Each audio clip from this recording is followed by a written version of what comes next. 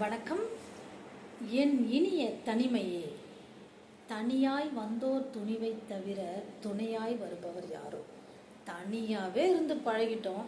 நமக்கெல்லாம் 2 பேர் இல்லை ஒரு கூட்டத்தோட சேர்ந்து நம்ம இருக்கும்போது இன்னும் எவ்வளோ கெத்தாக இருக்கும். அதே கூட்டத்தோட கூட்டமாகவே எப்பவுமே ஒரு துணையோடவே இருந்தவங்களை தனியாக விட்டு பாருங்க நட்டிங்கிடுவாங்க. ஆக அங்கே தனிமைங்கிறது கெத்தெல்லாம் கிடையாது, அது கெத்து. தனிமைங்கிறது சாபமெல்லாம் கிடையாது, அது மிகப்பெரிய வரம். அது ஒரு தியானம்.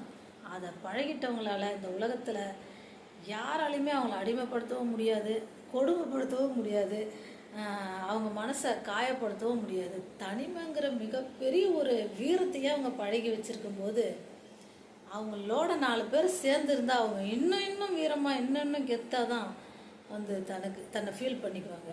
ஆனால் கூட்டத்தோடவே இருந்தவங்கள ஒரு நாள் தனியாக வச்சு பாருங்கள், அவ்வளோதான், அவங்க கதை முடிஞ்சு போச்சு.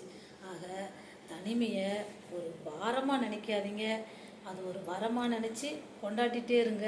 தானாக போய் தனிமைப்படுத்திக்க போகிறதில்ல, சுபாவமாக இருக்கலாம், இல்லை மற்றவர்களால் இருக்கலாம், இல்லை கொஞ்சம் தள்ளிக்குவோமேனு கூட இருக்கலாம். அதை பழகிட்டிங்கன்னா அதை விட பெரிய வீரம் எதுவுமே கிடையாது.